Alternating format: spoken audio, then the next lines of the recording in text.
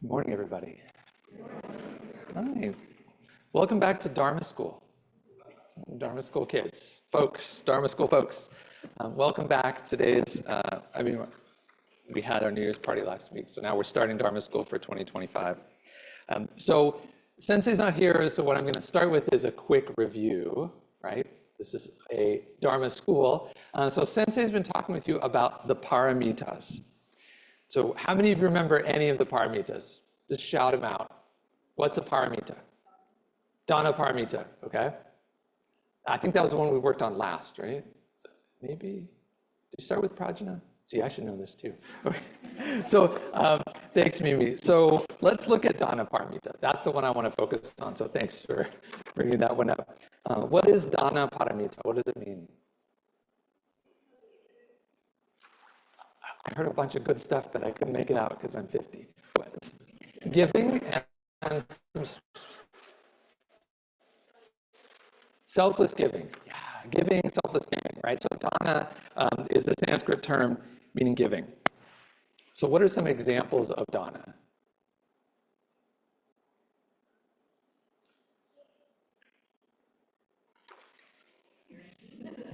Look, anybody, what's that, Misa? Volunteering your time. Mm-hmm. Yeah, I think often when we start with thinking about dana, at least traditionally it was like money, right? Give money to the temple or money to things, but volunteering our time is really crucial. Traditionally, and I've mentioned this before, I think Sensei mentioned it, traditionally in Buddhism they talk about three kinds of dana. So the first kind of dana is giving material things. So serving someone's material needs. If somebody's hungry, you give them food. If someone needs shelter, you give them shelter. Right? So that's the first kind of dana. So giving material support. The second is giving the Dharma. So wisdom or teachings, right? If someone's struggling with something, you can give them some guidance. Right? So more senior Lotus class students, right? You might see younger students at the temple who may not know how to do something, but because you've been here for a long time, you can give guidance, right? And I'm going to talk about that in a bit. Some stuff I saw that I really like to see at the temple. And then the last one is fearlessness, spiritual support. And the last one is part of what our image of Amida represents, right? The one hand. Do you remember doing this? I had you all come up here and make the postures, right?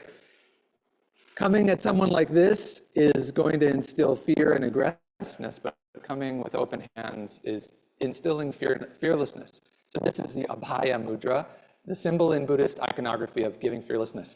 We can also think of this as more broadly as like emotional support, right? If someone is really struggling, if they're really sad, someone you know, or someone's really scared, you can comfort them, right? If you're an older sibling, you might have remembered a time when your younger sibling was really scared and you help them out, right? It's okay. Giving material support, giving spiritual support, and giving emotional support, which sounds very modern, but it was part of the tradition, which I really enjoy. You can also give your attention, and this is really big today, right? We live in an attention economy, right? I talk about this a lot because I struggle with it, right? Putting my phone down, like really paying attention. I want my students to pay attention because when we pay attention, we're giving ourselves to someone else. We're really paying attention to someone's story. Have you ever had a time when you were telling a story about something or talking about your life and someone just starts telling about their life instead? Right? Yeah, okay. Not just the Dharma School students, everyone's laughing, right? This is kind of the relationship I have with my own father. In order to relate, that's partly how he relates, is to say, oh, that thing happened to you. Well, let me tell you about a similar thing that happened to me. Right? And sometimes it makes you feel heard, but often it doesn't, right? So we can give someone attention.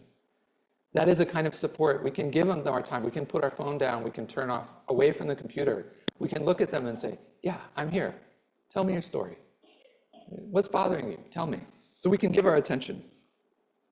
And then I actually wanted to talk about what Misa brought up, which is service to others, right? Volunteering or service to others in other ways. We can be of service, big and small ways. So I'm going to start with an embarrassing story about myself. So I went to college on the East Coast. I went to Sarah Lawrence College, which is a very small liberal arts college just north of New York City. And so I grew up and I went to a big public high school in Lower Oregon on the edge of farm country. It wasn't a wealthy school, and I wasn't the best student, and I ended up going to Sarah Lawrence, which is on the other side of the country, right outside New York City. So, of course, we would go down into the city. We'd take the train. It was about 45 minutes on the Metro North train down into New York City. And I will never forget, there was a time I was down with my friends, and we had been there during a weekday, and we came home on the train during rush hour. I think I was 18 at the time. Maybe I just turned 19. So I was very young. And I was with my friends, and we were talking, and I had the seats faced one another, and I had my feet up on the seat facing me, which is not anything I would ever do again. And the train was busy, and an older woman got on, probably working, maybe close to retirement age. And I saw her, and so I politely put my feet down off the seat. And I was like, you can sit here. And she let me have it. She's like, I'm not going to sit where someone's feet were. And I was so embarrassed because she was right. It's like, I am so embarrassed.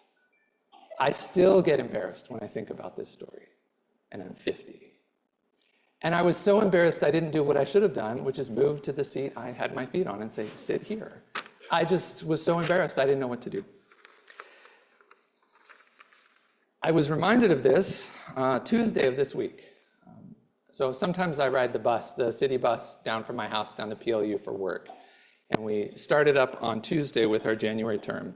And I was sitting up in the back part of the bus, which is higher. And a lot of middle school kids use that bus as their school bus.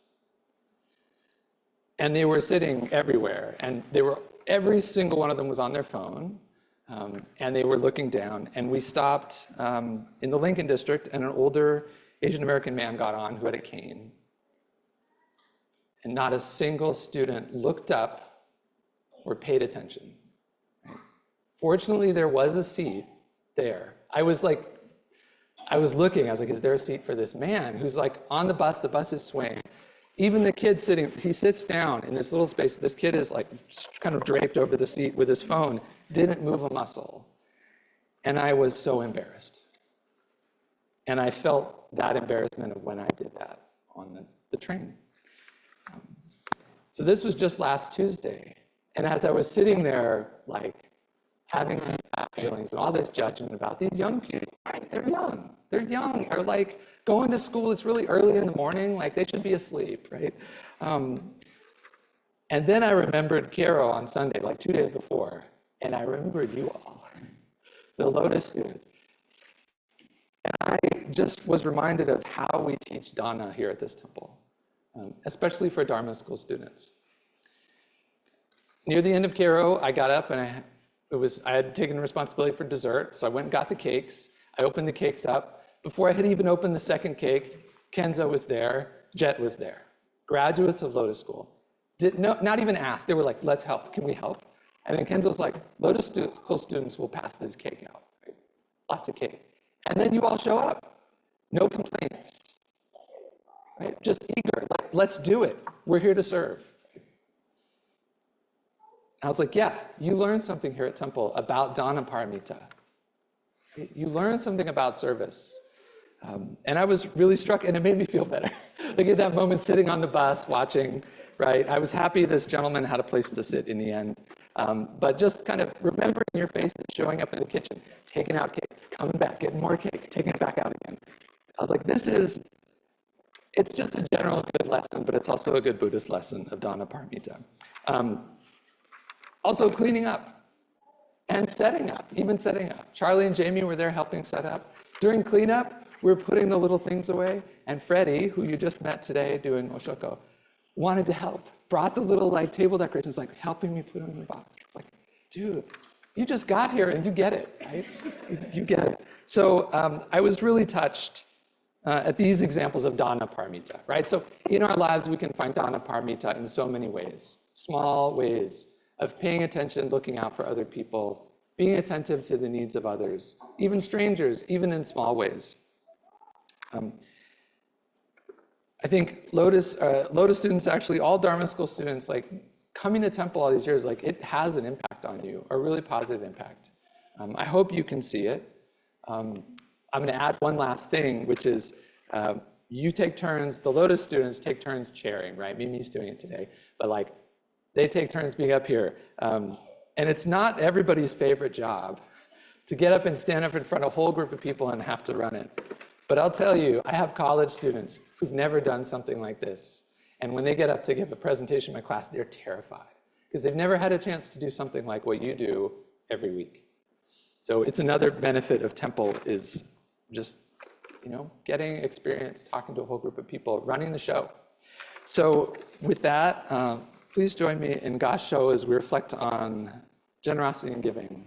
Namo Amida Butsu, Namo Amida Butsu, Namo Amida Butsu, Namo Butsu. Thank you. And I'll turn it back over to you.